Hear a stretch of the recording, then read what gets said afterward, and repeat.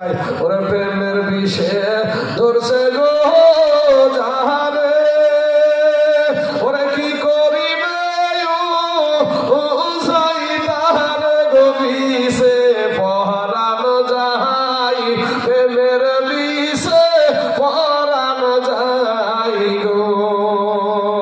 লাইলির প্রেমে পাগল গো হইয়া, ওরে মজনু গেল পাগল হইয়ার বিষে পরানো যাই, প্রেমের বিষে পরানো যাই রে। মাস্টার সাহেবের আবদার মিটি দিয়েছি। মাস্টার সাহেব যিনি যেটা আবদার করেছিল আমার কাছে আমি মিটি দিয়েছি, মাশাআল্লাহ আলহামদুলিল্লাহ। মানে এটা শুনতে চেয়েছিল, বুঝতে পারলেন কিনা? কোটি টাকার মালিক দেখো, কোটি টাকার মালিক দেখো, এই অভাব হয় না দূর, আর গরিব ঘুমায় আরাম করে মনটা বাহাদুর। ফেরাউনের লাশটা দেখো, ফেরাউনের লাশটা দেখো, মিশর জাদু ঘরে খাই না মাটি পোকা মাছি সবাই ঘৃণা করে। ভাই বড় মোবাইল আছে না? এই বড় মোবাইলে আপনি গুগলে যে একবার বলেন মিস্টার ইংলিশ শয়তান ফেরাউনটাকে দেখাও তো, সাথে সাথে একবার দেখবেন মমির মধ্যে একবারে দাঁড়া সাপের মতো সাপে পড়ে আছে। মাটিতেও খাই না ভাই, পানিতেও নেই না, মশাতেও ছয় না, মাছিতেও ছয় না। কারণ কি? আল্লাহ এবং আল্লাহর নবীর সাথে বাস্তা নেই। আর একটা কথা আপনাদেরকে বললাম যে কোটি টাকার মালিক দেখো, অভাব হয় না দূর, গরিব ঘুমায় আরাম করে মনটা বাহাদুর। আপনারা বলবেন মৌলভী সাহেব কি বলছে, যার যত টাকা আছে সে আরামে আয়েসে কাটাছে। না ভাই, যার যত টাকা আছে তার তত দুশ্মন আছে ভাই। যার যত টাকা তার তত দুশ্মন, এটাই মনে রাখবেন। এমনও দেখবেন করিমপুরের বাজারে, করিমপুর বাজার আপনাদের এখান থেকে হয়তো নিকটে হবে এই শহরটা, বা আমরা বহরমপুর শহরে আমরা দেখতে পাই যে কোটি টাকার মালিক, বিবিও চাকরিজীবী, স্বামীও চাকরিজীবী। এই বেটা বাবাজি এর কপালে ভাই ওর বোর হাতের খাবার জুটে না, ওর বিবির হাতে রান্না করা খাবার ওর কপালে জুটে না। কারণ বিবিও চাকরিজীবী, স্বামীও চাকরিজীবী। আপনাদেরকে যদি এখন প্রশ্ন করি, যারা বিবাহিত ছেলে, আপনারা কার হাতে রান্না করা খাবার খেয়ে এসেছেন? আমার মনে বলে 100টার ভিতরে 95টা মানুষ বলবে যে আমাদের বিবির হাতে রান্না করা খাবার খেয়ে এসেছি ভাই, ঠিক না? তাহলে কিন্তু ওই কোটি টাকার মালিকের কপালে আর বিবির হাতে রান্না করা খাবারটা জুটে না। কার হাতের খাবার খাই? বাড়িতে একটা চাকরানি থাকে, ওই চাকরানির রান্না করা খাবার ওরা খায়। আর আমাদের মোহাব্বত করে আমাদের বিবি আমাদের জন্য রান্না করে, সেই খাবার আমরা খাই। চলুন সামনে বাড়েন। এরপরে দেখবেন বৈকাল বেলা হলে পার্কে, বহরমপুর শহরে দেখি আমরা যে পার্ক একবার লোড হয়ে গেল, স্কোয়ার ফিল্ড লোড। রাত্রি মঘা, কোটি টাকার মালিক এই মঘা রাত 7টার সময় বাড়িতে প্রবেশ করছে, দেখে বিবিও নাই, বেটাও নাই, বিটিও নাই। বিবি কোথায় কার সঙ্গে জাড্ডা মারছে ঠিক নাই, বিটি কার সাথে প্রেম করে বেড়েছে তার ঠিক নাই, বেটা কোথায় মাতলামি করছে তারও কোনো তালাশ নাই। এ মঘা বাড়িতে আসার পরে এতিমের মতন, মামুনের মতন ওই বাবাজি চাকরানের হাতে দুটো খাবার খাইয়া আপনার বিছানায় শুয়ে গেল। টেনশন, বিটি কইরে, আমার বউ কইরে, আমার বউ গেল কোথায় রে? টেনশনে ঘুম হয় না। কিন্তু আপনারা খেটে খাওয়া মানুষ, আপনারা মেহনত করা মানুষ, আপনাদের শরীর থেকে ঘাম ঝরে দিনের বেলাতে, সকাল থেকে নিয়ে দুপুর পর্যন্ত শরীর দিয়ে ঘাম বেরিয়ে যায়। এই খেটে খাওয়া মানুষগুলা যখন ভাই সন্ধ্যা যদি 6টাতেও বাড়িতে প্রবেশ করে, তবুও আপনার বিটিও আছে, আপনার বিবিও আছে, আপনার বেটাও আছে। আপনি সন্ধ্যা 7টার সময় যদি প্রবেশ করেন, তারপরও আপনার বিটিও আছে, বেটাও আছে, বিবিও আছে। 8টার সময় যদি আপনি প্রবেশ করেন, বিটিও আছে, বেটাও আছে, বিবিও আছে। আপনি এই রাত্রি বেলায় প্রবেশ করে আপনার বিবির হাতে রান্না করা দুটো খাবার খেয়ে নেন, খেয়ে নিলেন। খাওয়ার পরে বাবাজি ও মঘার কিন্তু ঘুম নাই, ওই মঘার ঘুম নাই, টেনশন নাই, আমার বিবি কই, আমার বেটা কই, বিটি কই। কিন্তু বাবাজি সোনা মালিকরা এমন সময়তে আপনি যখন রাত্রিবেলায় বিবির হাতে রান্না করা খাবার খেলেন, বিটি বিটির ঘরে, বেটা বেটার ঘরে, আপনার বিবিকে নিয়ে আরাম করে বিছানায় শুয়ে গেলেন, কোনো টেনশন নাই। সারা দিনমান কাজ করেছেন, শরীরটা ক্লান্ত হয়ে গেছে। এই ক্লান্ত হয়ে যাওয়ার কারণে একটা নাকে ডাক হয় ভাই, হয় না? এমন নো টেনশনের ঘুম দেয় ভাই, মনে হয় এই নাকের ডাকে মনে হয় যেন টাকটার হরিণ পর্যন্ত ফেলবে। নো টেনশনের ঘুম। হ্যাঁ হ্যাঁ, তো শুনেন বাবা কবি বলছেন, কোটি টাকার মালিক দেখো এ অভাব হয় না দূর, আর গরিব ঘুমায় আরাম করে মনটা বাহাদুর। ফেরাউনের লাশটা দেখো, ফেরাউনের লাশটা দেখো মিশর জাদু ঘরে, খাইনা মাটি পোকা মাছি সবাই ঘৃণা করে। হৃদয় থাকিতে যার, হৃদয় থাকিতে যার ভাই নম্রতা সদা, রহমত আসিবে সেথা প্রভুর ওয়াদা। বড়র বড়াই থাকলে দিলে ভাইরে, বড়র বড়াই থাকলে দিলে এ রহমত আসবে না, আর নিজেকে নিজে ছোট মনে করিও সদা। উঁচু জমিন থেকে পানি, উঁচু জমিন থেকে পানি নিচু জমিনে যাই, তেমনি কইরা খোদার রহমত আছে নম্রতা হৃদয়। ভোগ বিলাসের বাড়ি গাড়ি ভাইরে, ভোগ বিলাসের বাড়ি গাড়ি এ পড়ে রবে সব, থাকতে সময় স্মরণ করো আল্লাহ আমার রব।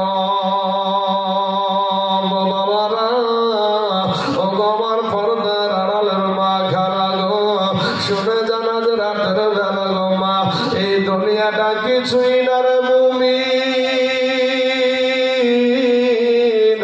এরে আমার নবীর উম্মতের দল মাস্তানি করিও না রে বাবা, যৌবনের বাহাদুরি দেখায় না রে যুবক। আমার আল্লাহ কোরআনে বলছেন, খুলিকাল ইনসানু দাঈফা। আমার আল্লাহ নাম দিয়া বলে, বান্দা রে আমি তোকে বড় দুর্বল করে সৃষ্টি করেছি রে বান্দা। ওরে বান্দা আমি তোর আল্লাহ, আমি তোর রব, তোকে আমি বড় আদর করে সৃষ্টি করেছি রে বান্দা। বান্দারে তবে দুর্বল করে সৃষ্টি করেছি রে বান্দা, আর তুই দুর্বল হওয়ার কারণে বান্দারে, তুই দুর্বল হওয়ার কারণে তোর উপরে আমার মায়াটাও বেশি। জোরে বলেন সুবহানাল্লাহ। ভাই আল্লাহ পাক বলছেন যে মানুষকে বড় দুর্বল করে সৃষ্টি করেছে। আপনি বলবেন কিসের দুর্বল? সবগুলাকে সাইজ করবি আমরা। ভাই একটা মুরগির বাচ্চার কাছেও আপনি আমি দুর্বল। কেমন করে? একটা মুরগির বাচ্চা ডিমের যদি বসাতে দেন, মায়ের পেটে যদি বসাতে দেন, 21 থেকে 22 দিন 23 দিনের মাথায় দেখবেন মুরগির বাচ্চাটা ফিটে উঠে, উঠে না? ওঠার পরে রাত্রেবেলায় আপনি ডিম থেকে বেরিয়েছে, সকালবেলায় ছেড়ে দেন, খেতে পারবে না, তারপরে মায়ের সাথে ঠুকরাই না, মায়ের সাথে হেঁটে বেড়াই না? আচ্ছা চলেন, তারপরে এবার আপনার কথা জিজ্ঞেস করি। আপনি মায়ের পেটে কয় মাস ছিলেন? 8 মাস, 8.5 মাস, 9 মাস, 9.5 মাস, 10 মাস পর্যন্ত থাকে। এরপরে আপনি দুনিয়াতে আসার পরে আপনি ওই মুরগির মতন বাচ্চার মতন হাঁটাহাঁটি করেছেন না খাওয়া দাওয়া করেছেন ওর মতন করে? এখানে আপনার বিবেককে জিজ্ঞাসা করেন, আপনার বিবেক বলে দেবে আপনি দুর্বল না আপনি সবল। আমার আল্লাহ বলছে আপনি দুর্বল, অতএব আল্লাহ যেহেতু বলেছে দুর্বল, তাহলে আল্লাহটাই ঠিক। এখানে কোনো রকমের কোনো কথা চলবে না, কোনো রকমের কোনো যুক্তি চলবে না। তাই কবি বাবারা, আমার পর্দার আড়ালের মা খেলা গো, আমার আল্লাহ বলে বান্দা রে, ওরে বান্দা তোকে আমি বড় দুর্বল করে সৃষ্টি করেছি রে বান্দা।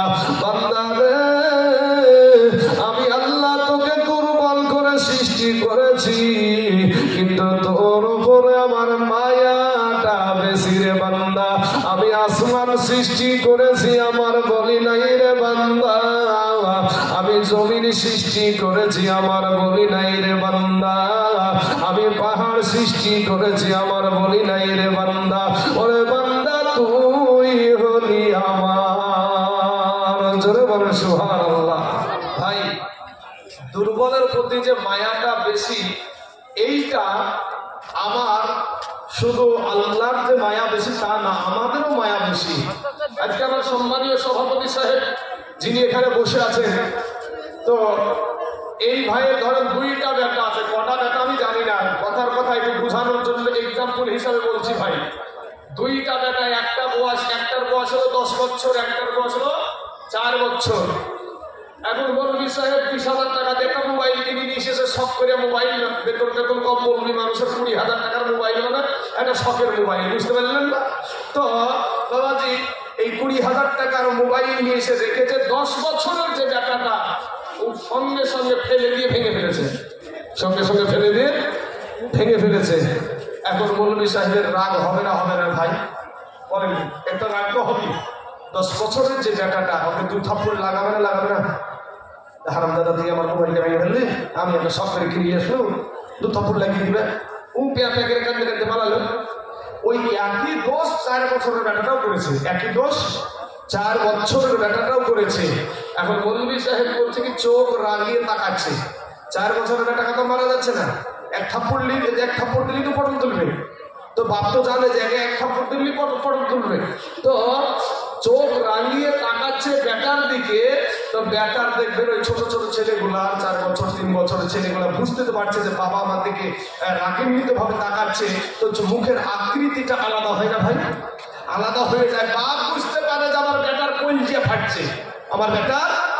ফাটছে, সাথে সাথে বাবাজি বড় দূর আগে 2 থাপ্পড় লাগিয়েছে, একেবারে বুকের উপরে তুলে নিয়েছে। বেটা তোকে বলিনি, তোর মাকে বলেছি। ও বেটা তোকে বলিনি, তোর ভাইকে বলেছি। এই কথা আমরা ব্যবহার করেছি না করিনি? অতএব দুর্বলের প্রতি আমাদেরও মায়াটা বেশি। আমার আল্লাহ বলে, বান্দা রে, আমি আল্লাহ তোকে বড় দুর্বল করে সৃষ্টি করেছি রে বান্দা। ওরে বান্দা, তুই দুর্বল হওয়ার কারণে আমি আল্লাহ তোর উপরে আমার মায়াটা বেশি। জোরে বলেন সুবহানাল্লাহ।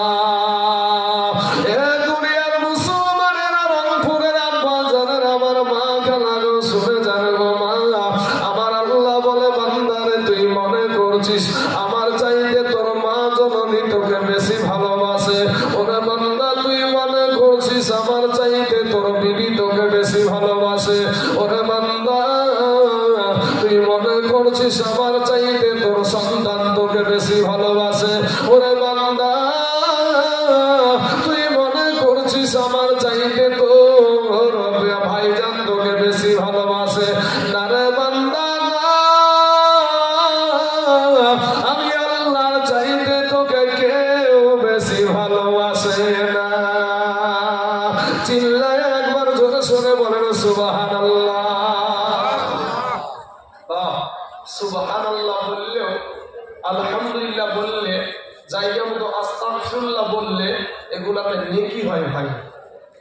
কিন্তু কিছু মানুষ দেখবেন সুবহানাল্লাহ বললে, নবীর উপরে দুরূদ শরীফ পড়লে মুখে ভাই ফেবিকুইক কাঁথা পড়ে না ভাই, দেখবেন 5 টাকা বালা ফেবিকুইক কাঁথা ফুটে যেন আঠা লাগিয়ে দেয়।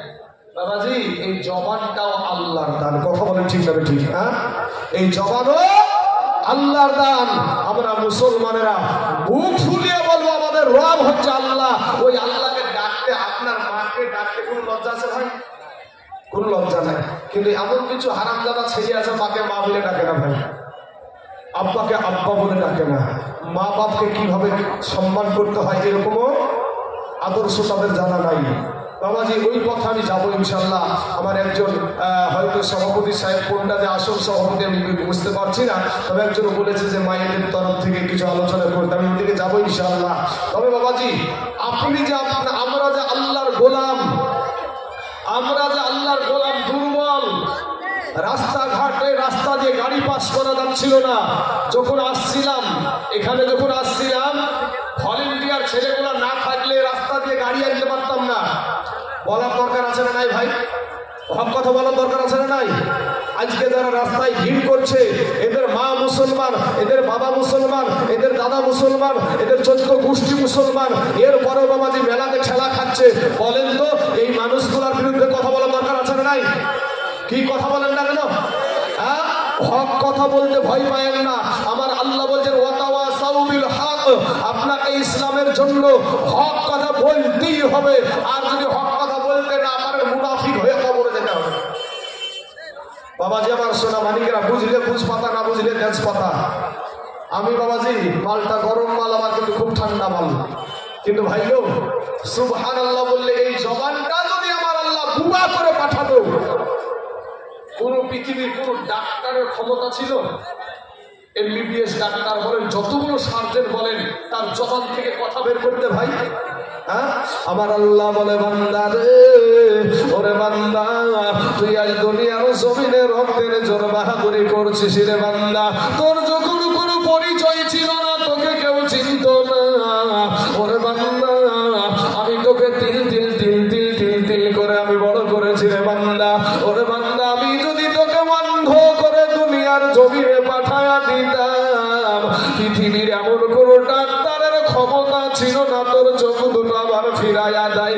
বান্দা রে, পৃথিবীর এমন কোন ডাক্তার আমি যদি তোকে ন্যাংরা করে দুনিয়াতে পাঠায়া দিতাম, তোদের পা যদি আমি না দিতাম। আমাদের দেশে একটা বক্তা কিছুদিন চলেছে বাবাজি, যার নামে আমরা, নামটা আমার মনে নাই, তবে বাবাজি এমনি নামটা মনে আছে। ফুট বাড়িতে নামটা বেশি মনে থাকে না, খারাপটা বেশি মনে থাকে না। আর সে দেখবেন 1.5 ফুট বলে একটা বক্তা বানাইছিল না? হ্যাঁ 1.5 ফুট। তো বাবাজি এখান থেকে দেখবেন এদিককার সব ঠিক আছে। আপনি আপনার মতন যুবক ছেলে ভাই যদি এতটাই ওজন, উনি তো এতটাই ওজন, আপনার মতন যুবক ছেলে যদি ওনাকে বাবাদের ঘাড়ে, উনি তো সবাই ঘাড়ে উঠে চড়ে চড়ে বেড়ায় স্টেজে উঠতে হতো, তারপর মতন যুবক ছেলে যদি ওকে ঘাড়ে নিত তো কুকুরি ভেজত।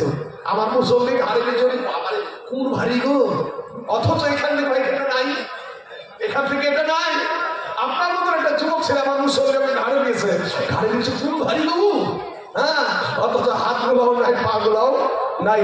দেখেন এত বড় উনি আজ কত বড় বড় স্টেজে উঠলেন, এত সম্মানের জায়গায় উঠলেন, কিন্তু বাবাজি কোন ডাক্তার, মাস্টার, কোন প্রফেসর, কোন ইঞ্জিনিয়ার, কোন রকমের কোন বৈজ্ঞানিক ওর পা ফিরিয়ে দিতে পেরেছে ভাই? ওর হাত ফিরিয়ে দিতে পেরেছে? পারে নাই। অতএব আমার আল্লাহ আপনাকে সুঠাম করে সৃষ্টি করেছে, এর জন্য আল্লাহর শুকরিয়া আদায় করি। সকলেই বলেন আলহামদুলিল্লাহ। বাবাজি আমার সোনামানিকেরা, ওগো আমার মুসলমান যুবকেরা, আজকে ভাইরে তোমার মতন কত মুসলমান যুবক ছেলে রাস্তায় ড্রাইভারি করে ভাত খায়, এরপরও 5 ওয়াক্ত নামাজ পড়ে, তুমি কেন পারবা না রে বাবা? তোমার মতন কত যুবক ভাইরে মুনিশ কেটে ভাত খায়, এরপরও 5 ওয়াক্ত নামাজ পড়ে, তুমি কেন পারবা না রে বাবা? তোমার মতন কত যুবক স্কুলে কলেজে পড়াশোনা করে, এরপরও 5 ওয়াক্ত নামাজ পড়ে, তুমি কেন পারবা না রে বাবা? ও আমার মা খালা গো, তোমার মতন কত নারী সংসারের সমস্ত কাজ করে গো মা, এরপরেও পর্দা করে, 5 ওয়াক্ত নামাজ পড়ে, তুমি কেন পারবা না রে মা? ওরে আমার কলেজের টুকরা বোনেরা, তোমার মতন কত নারী স্কুলে যাই, কলেজে যাই, তারপরে পর্দা করে, কলেজে যাই, স্কুলে যাই, টিউশনে যাই, 5 ওয়াক্ত নামাজ পড়ে, তুমি কেন পারবা না রে বোন? ফিরে এসো রে যুবক, ওরে আমার কালেমার ভাই, তোমরা ফিরে এসো, তোমরা আমার কালেমার ভাই। আমি বলবো ভাই মাস্তানি করো না, বাইরে কবরে গুনাহ নিয়ে যায় না রে বাবা, ওই কবর কঠিন জায়গা, কবরে গুনাহ নিয়ে যায় না রে যুবক। একটা সেকেন্ডের আযাব তুমি সহ্য করতে পারবা না। এ আব্বা জান, আপনি আমার বাপ দক্ষী মানুষ গো, চাচা চাচা গো, একটা কথা আপনাকে জিজ্ঞাসা করব, বলেন তো এই রংপুরের কবরস্থান আছে না নাই? এই রংপুরের কবরস্থানে আপনার সম্মুখে একটা ছেলে বসে আছে, আপনার সম্মুখে একটা বাচ্চা বসে আছে, হয়তো 6-7 বছরের বয়সের ছেলে। বলেন তো চাচা, এই বয়সের ছেলে এই রংপুরের কবরস্থানে আছে না নাই? আছে। আমাদের মতন যুবক, এরকম যুবক ছেলে আপনাদের এই রংপুরের গরুস্থান ময়দানে শুয়ে আছে না নাই ভাই? আছে। এই যে আমার এই বয়সের সাদা দাড়িওয়ালা অনেক চাচাবার বার্ধক্যী মানুষ, যাদের সাদা দাড়ি হয়ে গেছে, 50 বছর 60 বছর, এই বয়সের মানুষ আপনাদের গরুস্থান ময়দানে আছে না নাই? আসার সিরিয়াল আছে, যাওয়ার কোনো সিরিয়াল নাই ভাই। বিখানা একটু নরম করে দেন, একটু বোঝার চেষ্টা করেন ভাই, একটু বোঝার চেষ্টা করেন। এমন বোঝা বুঝিয়েন না বাবাজি। কথাটা আমি অনেক জায়গায় বলে থাকি, এক্সাম্পল হিসাবে কিছু বোঝানোর জন্য কিছু কথা বলতে হয়। এক্সাম্পল দরকার আছে না নাই ভাই? যারা শিক্ষিত ছেলে তারা কিন্তু বুঝবে যে হ্যাঁ এক্সাম্পলের দরকার আছে। এক মঘা বাবাজি জীবনে কোনোদিন ভাই আয়নাই দেখেনি, আয়না দেখি না বলতে দিয়ে আবার ওই আয়নাটাই দেখেনি। এখন করিমপুরের বাজারে বাবাজি 10 টাকা বাবা পাইকারি করে বা আয়না বিক্রি হচ্ছে। মঘা 19 খেটে এসে 10 টাকা দিয়ে একটা আয়না কিনেছে, বুঝতে পেরেছেন? আয়নাটা কেনার পরে আয়নার দিকে তাকিয়ে দেখছে যে আয়নার ভিতরে আপনার একটা মানুষ, আয়নার ভিতরে কি একটা মানুষ। এই মঘা চিন্তা করছে আরে সর্বনাশ, আশ্চর্য জিনিস তো পকলের ভিতরে লুকিয়ে দিয়ে, বুঝতে পেরেছেন? আর এদিক ওদিকে তাকায় নাই, সোজা দৌড় বাড়িতে যাওয়ার পরে বিবিকেও দেখায় না, কাউকে দেখায় না, তাই লুকিয়ে রেখেছে। লুকিয়ে রাখার পরে প্রত্যেক দিন দুপুর বেলাতে গোসল করে তেল মেখে খাওয়া দাওয়া করিয়ে ওই জায়গা থেকে একবার করে বের করে আর একবার করে দেখে, একবার করে বের করে একবার দেখে। 1 দিন 2 দিন 3 দিন বিবির চোখের কয়েকদিন ফাঁকি দেবে। বিবি তখন বুঝে ব্যাপার কি, মঘা কি করে আমাদের লুকিয়ে দিকে কি করে লুকরে, হ্যাঁ চুরি করে কি কাজ করে? দাঁড়া, বাড়ির বাইরে বার হাইলো, তারপর মজা দেখাচ্ছি আমার সাথে এইরকম লুকোচুরি, দাঁড়াও তোমার মজা দেখাচ্ছি। যেমন এই তার কাটা বুদ্ধি ছেড়া মঘা এই যখন বাড়ির বাইরে চলে গেছে, বেটা ছেলে মানুষ কখন থাকবে বাড়িতে, ও বেরিয়ে গেছে, বুঝতে পারছেন? বেরিয়ে যাওয়ার পরে এখন আর বিবিটা তো আছে, বিবিটা যাইয়া এই যেমন এক ওর স্বামীকে যেমন এক তার কাটা বুদ্ধি ছেড়া মঘা, ওর বিবিটাও বাবা তার কাটা বুদ্ধি ছেড়া মুগি।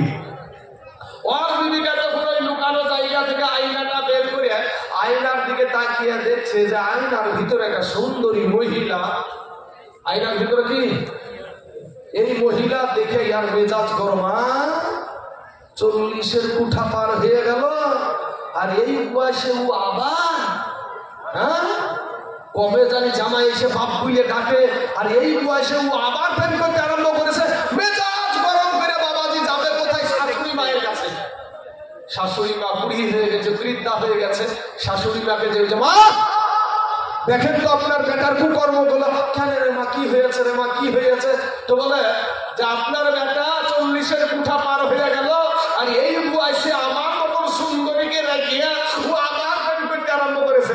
মায়ের তখন একটা খবর দেবে, আমার বেটার মতন বেটাই নাই, কি ফালতু কথা নিয়ে ঠিক আছে। ই তো বুঝতে পারছেন রাগে ফোন করছে, করিস সব বুঝেন না ভাই, করিস হ্যাঁ একেবারে এরা সব সহ্য করতে পারে বাবাজি, কিন্তু যদি স্বামীর ভাগ দিতে চাবে না, বুঝতে পারছেন?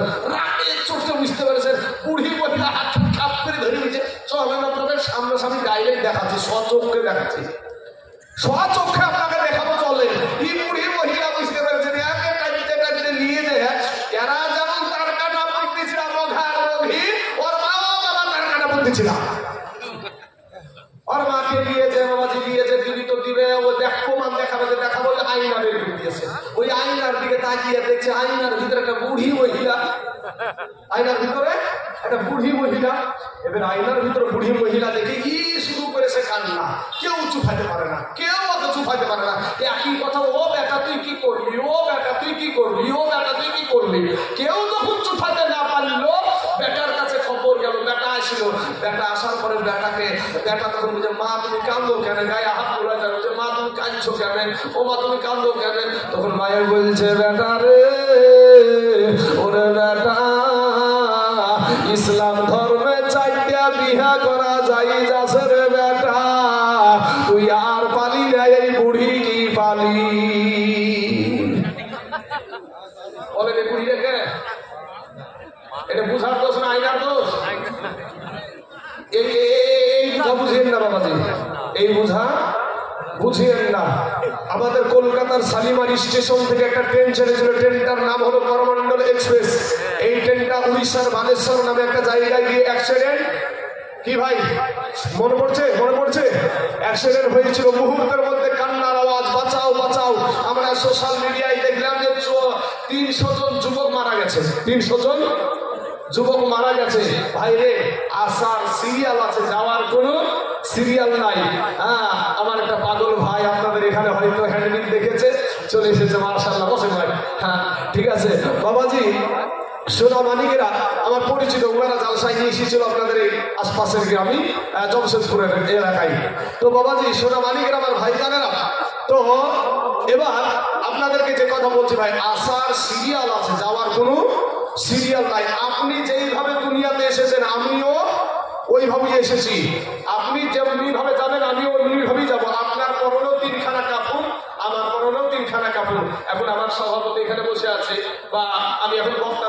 মানুষ বা একজন কোটি টাকার মালিক ধরেন আপনাদের দেশে, তো একজন এমপি হয়তো ধরেন এই দেশে একটা এমপি আছে, তো এমপিটা মুসলমান, তো এমপিটা কি এমপি হওয়ার কারণে কি 3 খানা কাফনের বদলে কি 5 খান দেবে নাকি? সুবহানাল্লাহ। একদিন সাদা কাফন পরায়া মুর্দার খাটে শোয়ায়া, একদিন সাদা কাফন পরায়া মুর্দার খাটে শোয়ায়া, কবরেতে করবে রে দাফন ও বুঝবো রে, তুম ফুরাইলে দেখবি কে আপন। কথাগুলো বুঝবেন। একদিন সাদা কাপড় পরায়া মুর্দার খাটে শোয়ায়া, কবরেতে করবে রে দাফন ও বুঝবো রে, তুম ফুরাইলে দেখবি রে কে আপন। পাগল রে, তুম ফুরাইলে দেখবি কে আপন। যারা তোমার অতি আপন ভাইরে তারাই একদিন পরাবে কাফন। ঠিক না ঠিক? ওরে যারা তোমার অতি আপন তারাই একদিন পরাবে কাফন, এ কবরেতে করবে রে দাফন। একদিন সাদা কাপড় পরায়া মসজিদের খাটে ভাই উঠায়া, একদিন সাদা কাপড় পরায়া মসজিদের খাটে ভাই উঠায়া, কবরেতে করবে রে দাফন। পাগল মন রে, তুম ফুরাইলে দেখবি কে আপন। ও বুঝবো রে, তুম ফুরাইলে দেখবি কে আপন। বাবা তোমার ভাই জানেরা দিলখানা একটু নরম করে দিবার যুবক, ও সোনামানিকেরা দিলখানা একটু নরম করে দিবা।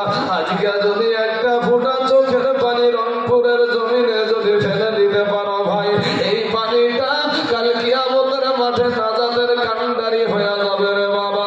আমার আল্লাহ কোরআনে বলছেন, ইদা সুলসিলাতিল আরদু জিলজালাহা ওয়া আখরাজাতিল আরদু আসকালাহা ওয়া ক্বালাল ইনসানু মা লাহা। অন্য সূরাতে আছে ওয়াইলুল লিকুল্লি হুমাযাতিল লুমাযা আল্লাযী জামা'a মালান ওয়া আদ্দাদা ইয়াহসাবু আন্না মালাহু আখলাদা কাল্লা লায়ুনবাযান্না ফিল হুতামা। আরো অন্য সূরাতে আছে আরাআইতাল্লাযী ইউকাযযিবু বিদ্দীন ফাযালিকাল্লাযী ইয়াদউল ইয়াতীম আলহাকুমুত তাকাসুর হাত্তা যুরতুমুল মাকাবির। কোরআন পড়ার আপনার সময় নাই, কয়েকটা আমি সূরার প্রথম অংশগুলো তেলাওয়াত করলাম, বেশি নাই রে ভাই। এই আয়াতের তরজমাগুলো বাংলা তরজমা তুমি দেখো রে বাবা, যদি তোমার সঙ্গে মিলা যায় কপালে লেখা না তুমি জাহান্নামে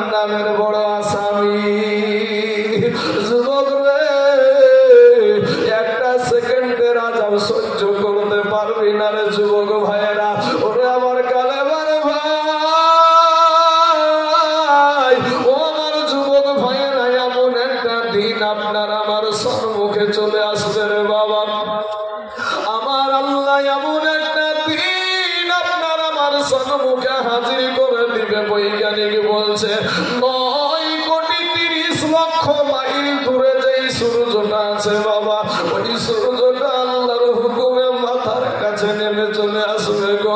সূর্যের একটা নয়, দুটো নয়, 12টা মুখ খুলে দেওয়া হবে বাবা।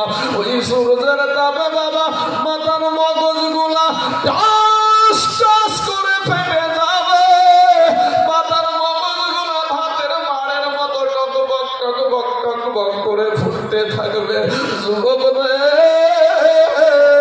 মাটি পুড়ে তামা হয়ে যাবে রে বাবা। আসমানটা ভেঙে জমিনে পড়ে যাবে।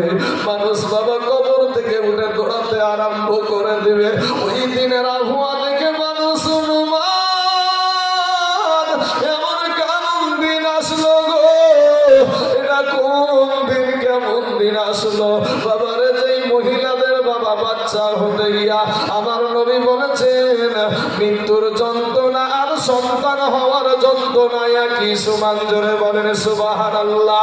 এ বাবাজি, ওই দিনের আবহাওয়াতে যদি বাবা মানুষ দেখত একটা মহিলার বাবা সন্তান প্রসব হয়ে যাবে দিনের আবহাওয়া দেখে, মা জননী এক ফুটা টের পাবে না। জোরে বলেন সুবহানাল্লাহ। এ আমার কালেমার ভাই, একটা সেকেন্ডের আযাব সহ্য করতে পারবি না রে যুবক। জাহান্নামের আগুন বাবা 500 বছরের দূরে থাকতে আপনার আমার শরীরের মাংসগুলা খসে খসে জমিনের বুকে পড়ে যাবে। মানুষ ছুটাছুটি করবে। আমার আল্লাহ কোরআনে বলছেন লিমানিল মুলকুল ইয়াউম লিল্লাহিল ওয়াহিদিল কাহ্হার। আমাদের উস্তাদেরা, আমাদের শিক্ষকেরা আগে এখন রং বেরঙের কায়দা বই বেরিয়েছে বাবা, কায়দা বই এখন অনেক বেরিয়েছে। কিন্তু মুসলমান, আমরা যে কায়দাটা পড়তাম, আমরা যে কায়দাটা পড়েছি, ওই কায়দাটার নাম হলো বগদাদি কায়দা। ওই বগদাদি কায়দাটা এতটা বড় ছিল, কি তাই না, এতটা বড় ছিল। ওই কায়দার মধ্যে বাবাজি আল্লাহর নামগুলা ছিল। কি ছিল? ইয়া আল্লাহ, ইয়া রহমান, ইয়া রহিম, ইয়া মালিক, ইয়া কুদ্দুস, ইয়া সালাম, ইয়া মুমিন, ইয়া মুহাইমিন, ইয়া আসিস, ইয়া জব্বার। ঠিক বলছি তো? হ্যাঁ, এই নামগুলা পড়তে পড়তে উস্তাদ বলল পুরা ঘরটা তোমাকে মুখস্থ করতে হবে, পুরা ঘরটা তোমাকে না দেখে শোনাতে হবে। বাবা একটা নাম পড়লাম এর ভিতরে ইয়া কহারু, আমার আল্লাহর একটা নাম হলো ইয়া কহারু।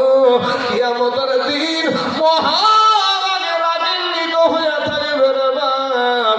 আমার আল্লাহ গর্জন দিবে, আওয়াজ দিবে, আজকে আমি একেবারে নির্ভেজাল আমি বিচার করব, ইনসাফের বিচার হবে। মুসলমান, আজকে যার দিকে তলভারি সেই দিকে রায় চলে যায়, আজকে যার নেতার দিকে বাবাজি, যে নেতার দিকে তার দিকে বাবাজি রায় চলে যায়। কিন্তু আমার আল্লাহর দরবারে বাবাজি একটু এদিক ওদিক হবে না। আল্লাহ কোরআনে বলছেন ফামাইয়া আমাল মিসকালা জাররাতিন খায়রান ইয়ারা ওয়া মাইয়া আমাল মিসকালা জাররাতিন শাররান ইয়ারা। সরসা পরিমাণ যদি কেউ বাবাজি, অনুপরিমাণ যদি কেউ ভালো কাজ করে, সেটাও কিয়ামতের দিন দেখা যাবে রে বাবা। কেউ যদি বাবা আপনার অনুপরিমাণ যদি কেউ যদি খারাপ কাজ করে, সেটাও কাল কিয়ামতের মাঠে দেখা যাবে। এমন সময় মানুষ বাবাজি এই মাটি পুড়ে তামা, পৃথিবীর সমস্ত আলেম ওয়াজ করবে পরে যে বা মাটি পুড়ে তামা হয়ে যাবে। কোন আলেম তো বলে না যে স্বর্ণ হয়ে যাবে, কোন আলেম তো বলে না লোহা হয়ে যাবে, এ কোন আলেম তো বাবা বলে না চাঁদি হয়ে যাবে। তামার কথা কেন সব আলেমেরা বলে? বিষয়টা কি, ব্যাপারটা কি, তাৎপর্যটা কি? এ আমার কালেমার যুবক ছেলেরা শুনো গো ভাই, লোহার এক মাথায় যদি তুমি আগুন লাগায়া দাও, অপর মাথা কিন্তু গরম হবে না। আপনি যদি বাবা স্বর্ণের এক মাথায় যদি আপনি আগুন লাগায়া দেন, অপর মাথা কিন্তু গরম হবে না। আর তামা এমন একটা ধাতু, এক মাথায় যদি আপনি আগুন লাগায়া দেন, পুরা তামাটা একই ভাবে গরম হয়ে যাবে। জোরে বলেন সুবহানাল্লাহ। এই বাবাজি তাপের কারণে মানুষ চোর আর কান্নার কান্নার আওয়াজ, এমন সময় দৌড়াতে দৌড়াতে দৌড়াতে দৌড়াতে বাবা রে, এই করতে করতে মানুষ বাবা একেবারে উন্মাদ হয়ে যাবে রে বাবা। সেদিন তো আপনার আর মরণ হবে না, সেদিন মাস্তানি চলবে না। আজকের দিনে যেই সমস্ত মুসলমান যুবকেরা মাস্তানি করো, তোমরা যারা রক্তের জোয়া বাহাদুরি করো রে ভাই, সেদিন তো রক্তের বাহাদুরি চলবে না, সেদিন তোর মাস্তানি চলবে না। তুই জবান দিয়া সেদিনও মিথ্যা কথা বলার চেষ্টা করবে। এখন একটা যুবক ছেলে যদি উঠে হঠাৎ করে মৌলবী সাহেব চলে উঠছো কেন, মিথ্যা করে ফেললে মৌলবী সামনে পেশাব চাপাচ্ছে হুজুর চলে যাবে। কিন্তু কিয়ামতের দিন ওর জবানটাকে আল্লাহ তালা মারি দেবে, বুঝতে পারলেন না? আর মুখটাকে আল্লাহ তালা মারি দেবে। মিথ্যা বলবি কোন দিক থেকে?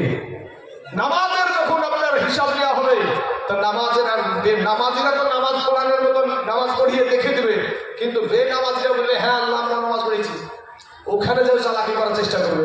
তখন আমার আল্লাহ পাক বলবে তাহলে নামাজ যখন পড়েছে তাহলে নামাজ পড়িয়ে দেখাও, নামাজটা পড়ে দেখাও। আর এই যে পিঠের যে হাড়ের এই শির দাঁড়া, এটাকে আমার আল্লাহ হুকুম করে তুই ডাইরেক্ট হয়ে যা। ও জোর করে বাবা নামাজ পড়তে যে মুখ খুব নিয়ে পড়বে, মুখ তো সব সুদি দিয়ে পড়বে, বুঝতে পারলেন না? চালাকি চলবে না রে মুসলমান।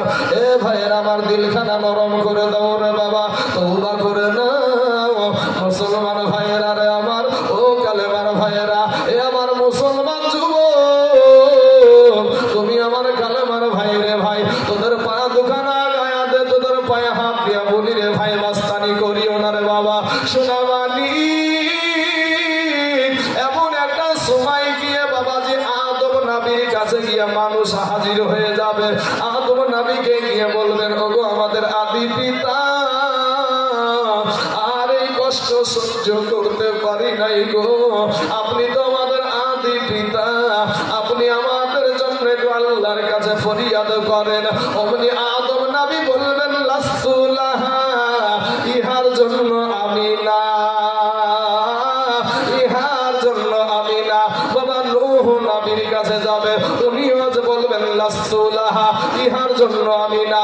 ইব্রাহিম মুসা নবীর কাছে যাবে, উনিও বলবেন লাস্তু লাহা, ইহার জন্য আমি না। মুসা নবীর কাছে যাবে, উনিও বলবেন লাস্তু লাহা, ইহার জন্য আমি না। এ বাবাজি শেষ আমার ঈসা নবীর কাছে এসে হাজির, ডাক দিয়া বলবে ও ঈসা পয়গম্বর, আল্লাহর কাছে একটু ফরিয়াদ করেন, ওই কষ্ট আর সহ্য করতে পারি নাই গো। ঈসা নবীও বলবেন লাস্তু লাহা, ইহার জন্য আমি পারবো না, তবে আমি জানি গো এটা কার কাজ, এটা কার কাজ, বলে কার কাজ? ওই দেখো আখেরি জামানার নবী, ওই দেখো রাহমাতাল লিল আলামিন, উনি ছাড়া আজকের দিনে আল্লাহর কাছে কেউ মুখ খুলবে না। জোরে জোরে বলুন সুবহানাল্লাহ। বাবা সমস্ত মানুষ কি আমার দয়ার নবীর কাছে গিয়ে হাজির হয়ে গিয়ে বলবে ইয়া রাসূলুল্লাহ, ইয়া হাবিবাল্লাহ, নবী গো, নবীজি আমাদের কারণে আপনি তায়েফের ময়দানে রক্তাক্ত হয়ে গেছিলেন গো নবী। হে মুসলমান, আমার নবীজির মা ছিল না রে বাবা, আমার নবীজির আব্বা ছিল না, আমার নবীকে তায়েফের ময়দানে বাবা পাথর মেরে মেরে আমার নবীকে রক্তাক্ত করে দিয়েছিল, বেহুশ করে দিয়েছিল বাবা। আমার নবী হাঁটতে পারে না, তার উপরও কাফের বেদিনেরা জোর করে ধাক্কা মেরে মেরে আমার নবীকে হাঁটাইছে গো। বলবেন ইয়া রাসূলুল্লাহ, নবী গো, তায়েফের ময়দানে আমাদের জন্য আপনি এত কষ্ট করলেন, উহুদের জমিনে আপনি দমদার মুবারক শহীদ করে দিলেন, ওগো নবী আমাদের কারণে আপনি পেটে পাথর বাঁধলেন গো নবী। নবী গো, একটা বার আল্লাহর কাছে ফরিয়াদ করেন গো নবী, আল্লাহ যেন আমাদের বিচার আরম্ভ করে দেয়, আর কষ্ট সহ্য করতে পারি নাই। সমস্ত নবীগণ বলেছে লাস্তু লাহা, আর আমাদের নবী বলবে আনা লাহা, এটাই হলো আমার কাজ। চিল্লায়া বলুন সুবহানাল্লাহ।